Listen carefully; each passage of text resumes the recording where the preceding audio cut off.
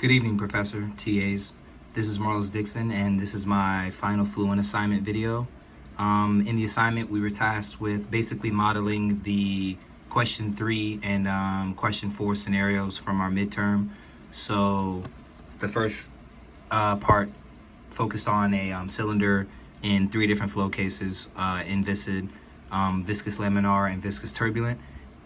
And we were interested in graphing the pressure coefficient around the body, outside body of this said cylinder with a diameter of 1 meter. And then also we were tasked with tabulating the drag coefficient and the lift coefficient corresponding to those 3 flow cases. And for the second part, we were to model the same 3 flow conditions, but on basically a half cylinder, so a half circle with a radius of 10 meters. And again, we're just tabulating those drag coefficients, lift coefficients, as well as plotting the pressure coefficient along the outside of the half cylinder. I think in this video, I'm only supposed to cover the inviscid case for part 1 and the viscous turbulent case for part 2, so I shall do that now.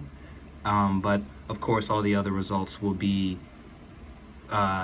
discussed and displayed more in detail in the actual final report. So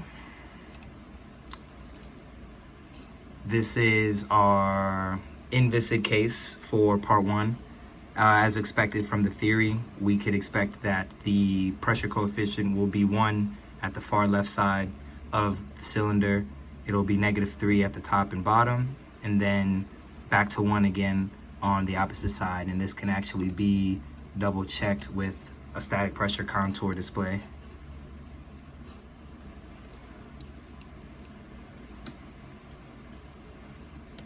We see here that we have our highest static pressure here, and then we have a low pressure region here.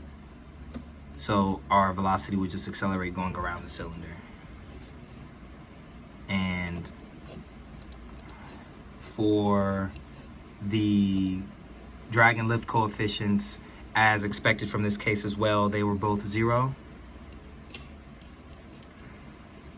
Well, not perfectly 0, but close to it. Those are my numbers there.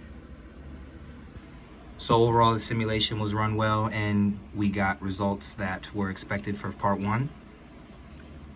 And then for part 2, for the half cylinder, give me 1 second to pull it up.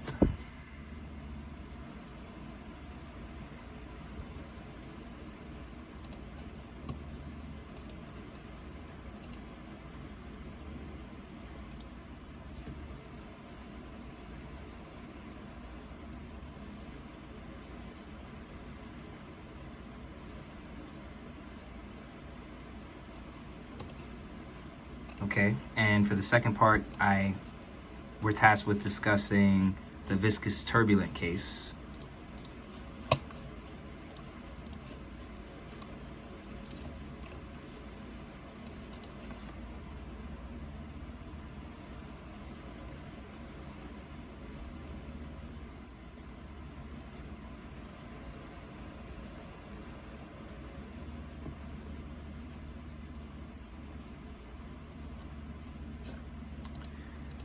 Sorry for the slow load times.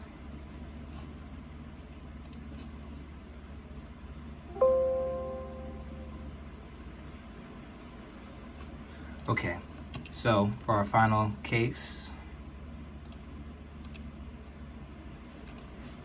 here's our plot of our pressure coefficient along the body of the half cylinder, and it takes the function, the function has the same form as the theory and as would have been expected of the case. And then we actually had interesting drag and lift coefficients for this case.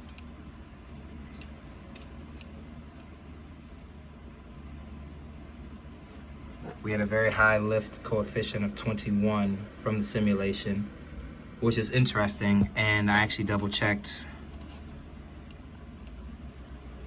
the pressure contour to get an idea of, you know, why that may have been the case.